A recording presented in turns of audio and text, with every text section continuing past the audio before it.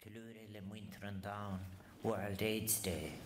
Áthas am hain go bhfuil sibh lenis mahan hain is some van céile saifin mar a gúirt mé fíorcín fóilte roimh léir. Fóilte go áras an Uachtarán agus is ionta gan rata go bhfuil mid ag kilúra an agóid seo I deach Uachtarán na hÉireann. Dear friends, it was the greatest pleasure that Sabina and I welcome you all here today to Áras an Uachtarán on such an important day, a day that affects all of humanity, World AIDS Day, to have the opportunity with you too of marking the 30th anniversary of HIV Ireland.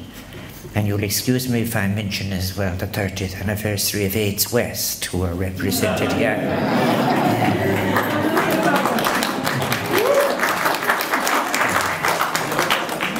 About whose struggles I have an intimate knowledge from more later.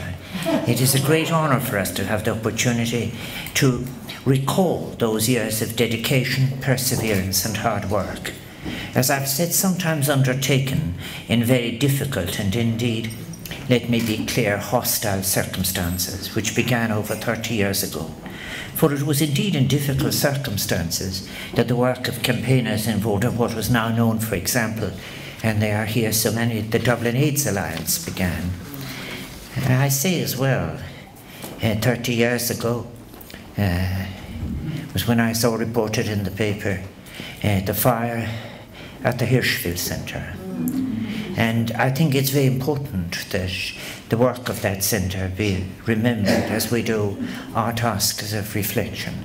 After all, in the years of its activity at that time, over 200,000 leaflets were distributing information when it wasn't available elsewhere. David Norris was invited to be here this evening, but he's not free this evening, but I sent him my regards as well. I think I want to take the opportunity of recognising your work and welcoming HIV Ireland. So many of you are here, so you're also welcome.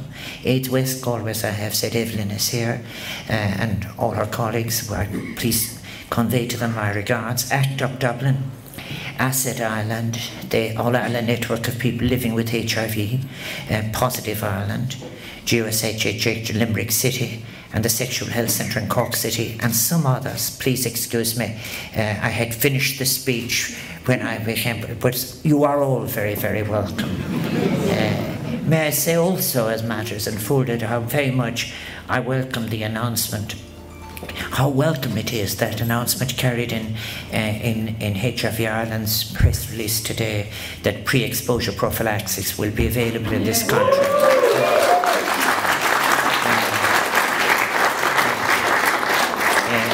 From Monday the 4th of December. I think the addition of another measure to prevent HIV is such an important step forward, and I very much also welcome the plea that is in HIV Ireland's press release that it be made available to all who need it without the barrier of cost.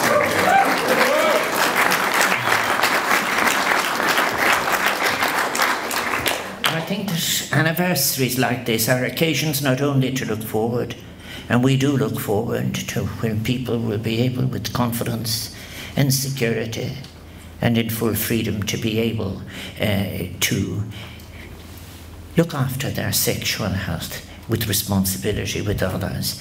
But also, I think too, we might look for, we have to reflect on the losses that were involved in those years that we recall 30 years, the loss of friends, of family members, of loved ones, of companions. And also, too, to be able to celebrate that so many have endured and to reflect critically and adequately on the struggles in which so many have participated. Let us be very clear, the struggle for recognition of rights long denied, the right to equality and the right to services, and the struggle that had to be endured against discrimination and stigma. I think particularly, even as President of Ireland, when I have visited cities like London and elsewhere, and maybe some of the saddest people are people who are now elderly, living alone, and who were forced to leave their country because of the atmosphere that prevailed. And this is an incredible reminder to us of how really law can in fact actually release us, emancipate us if it is properly used into rights, but it also can deprive us of rights, as it deprived all those people of rights who had to flee this country. I think it is instructive, if painful, now to recall the moral and ethical atmosphere of Irish society in the 1980s. I'm so pleased there are some politicians here, and you are so welcome. I remember the 1980s very well, as they would say if you asked about it in Leinster House, 3 elections in the 1 year. People such as the late Jimmy Kemmy and myself have reason to remember the 1980s for the particular atmosphere of those campaigns, I can tell you. I think that those who suffered the most in the 1980s were those exposed not only to a prejudice born of ignorance and misunderstanding of HIV and AIDS, and I think, for example, of what happened in the hospitals of people who passed away, but also to other forms of social oppression which were and are too often manifested in our society. A society operating that kind of closure on sensibility, on life and on rights is not a healthy society. At that time, contraceptives were only available through a medical prescription. As it was said at that time, we lived with what was described at the time as an Irish solution to an Irish problem, which actually was an insult to Irishness, quite frankly, in relation to the long history of Ireland. Our laws prohibited same-sex sexual relationships, and it's all over in the literature. I remember Hawken would read. I remember reading the poet Richard Murphy's account of his experiences, not only in Ireland but in London. My 2 predecessors in this office, Mary McAleese and Mary Robinson, both played a significant role in that campaign, and I think, but it was led with bravery, particularly by Senator David Norris, who sought to overturn this discriminatory legislation. And isn't it indicative of those years in which Irish society, how it yielded so slowly and painfully to change, such that the Offending Act was amended a full 5 years after the European Court of Human Rights had found that the legislation was in contravention of the European Convention on Human Rights. Our policies of the time were not just insufficient, they were simply wrong at a moment of crisis in Irish society, and thus the citizens, too many of our cities and towns, and particularly in parts of Dublin City, paid a terrible price in the 1980s. In those years, in terms of living up to its duties to its citizens, our society and the state, and our state corralled by a version of society, was anything but adequate, and certainly it cannot be described as republican in any of the best sense of that term. I know that that time was a time before the development of antiretroviral treatment. It was a dark time, a time when so many loved ones were lost so suddenly, a time so often remembered with grief and hurt and anger. It is deeply affecting, for example, to read to read the words of Tony Walsh, who has spoken of the hidden histories of how we lived, how we died, how some survived, yearned to be heard. Some of the most moving testaments of friendship, for example, that I have read in both in prose and in memoir and in fiction were written in that period, written from both sides of the Atlantic, deeply moving, profoundly human. We as citizens of Ireland do then owe a duty to all those who lost their lives, and a duty to remember, and in that remembering a duty to build a better future. I often quote the French philosopher Paul Ricoeur, who said, "To be forgotten is to die twice." Some during that time did act, and today is an occasion to recognise, if I have spoken about the sad side, but also to recognise, I do want to do that, to cut the courage, the energy, the activism and the bravery of those campaigners. Activism often conducted, as I have said, not just in the face of ignorance, but often, sometimes, open hostility. it is also an occasion to acknowledge the great strides that have been made, and those have been made thanks to the efforts of campaigners and of campaigning organisations like HIV Ireland, the work of health and social care professionals and volunteers, and how valuable it is now to see represented here the HSE and the interaction between, if you like, the street and the state. It is also to, yes,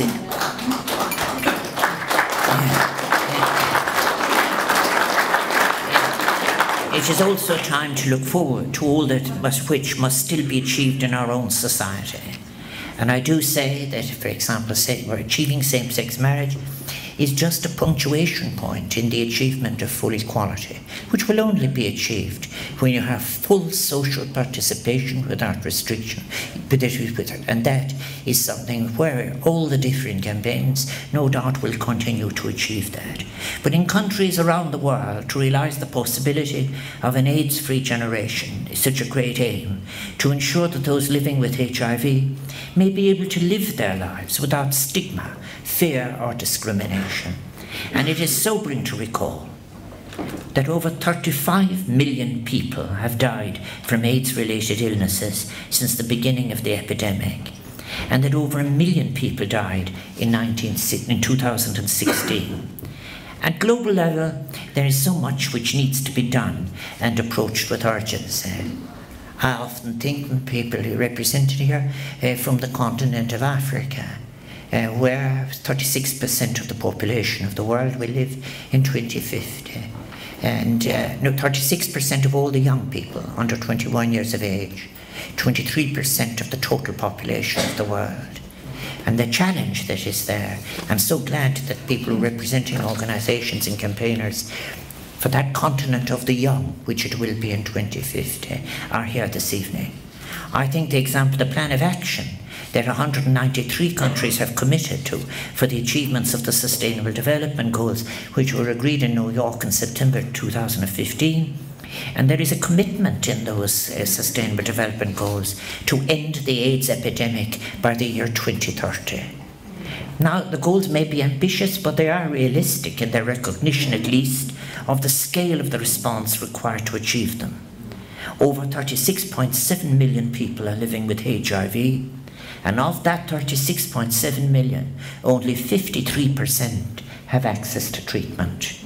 The goals recognise that nothing less than universal health coverage and access to quality health care, including universal access to sexual and reproductive health care services, are necessary if there is to be a possibility of meeting them. I have often in the past spoken, for example, about cultural rights and so on, but no invocation of culture in any part of the planet should stand between access to information as to prevention or to treatment. And that is, I think, an abuse of human rights rhetoric to suggest that you should have a cultural.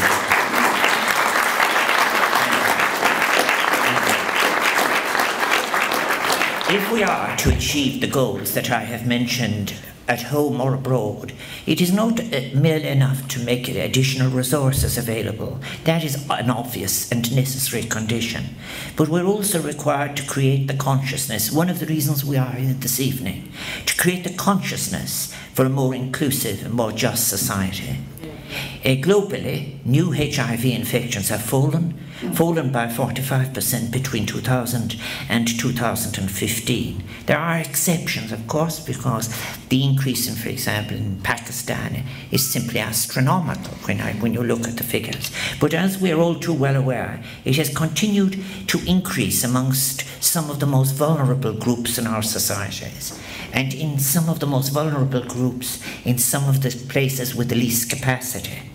Only a response which eliminates inequalities based on gender, sexuality, or race raises the dignity of all people and meets the demands of social justice.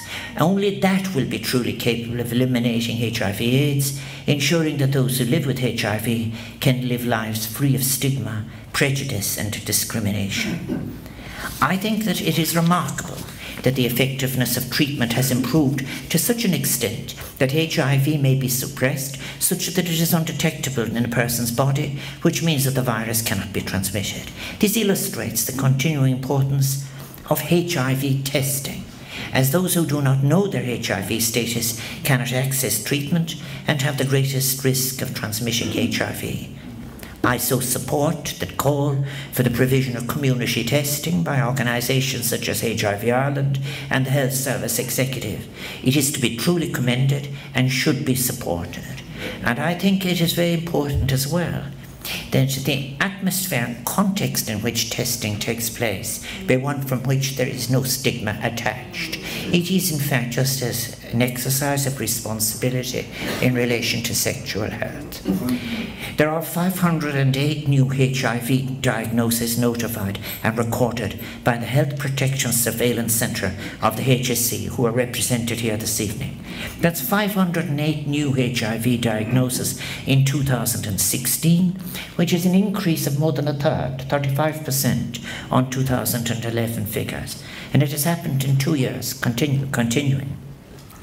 Obviously, this is concerning, and we must continue to implement some more support and promote as a society comprehensive prevention measures, including the kind of adequate sexual health education and training which HIV Ireland have pioneered and continue to provide.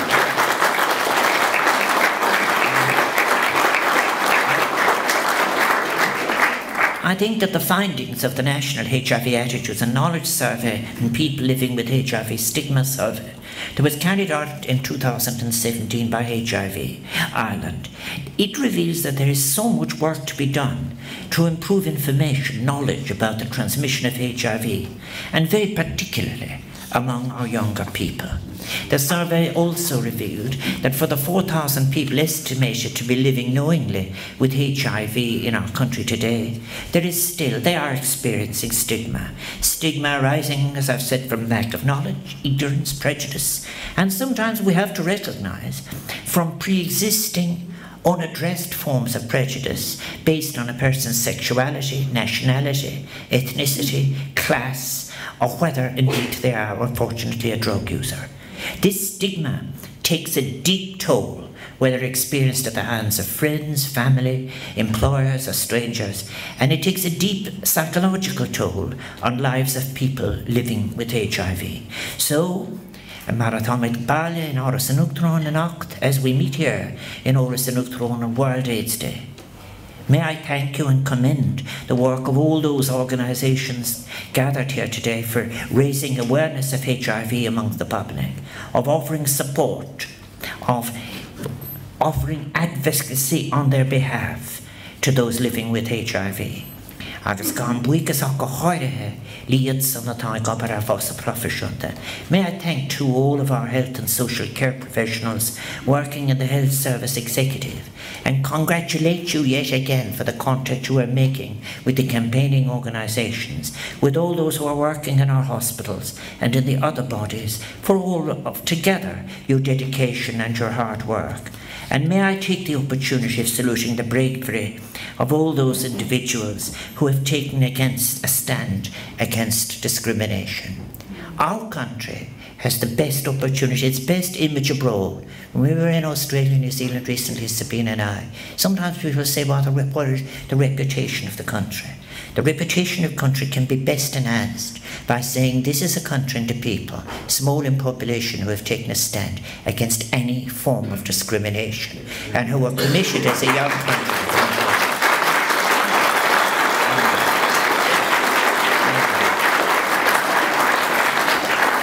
May I say in conclusion that as a people we have the opportunity now to be more aware than ever in this decade of centenaries and critical remembering of the urgency to build by our thoughts and actions and deeds and our writings, our journalism, indeed our scholarship, a republic of equal citizens. And this demands of us all a spirit of inclusion, of duty and kindness, of compassion, and above all of solidarity and respect towards others, whether at home or abroad.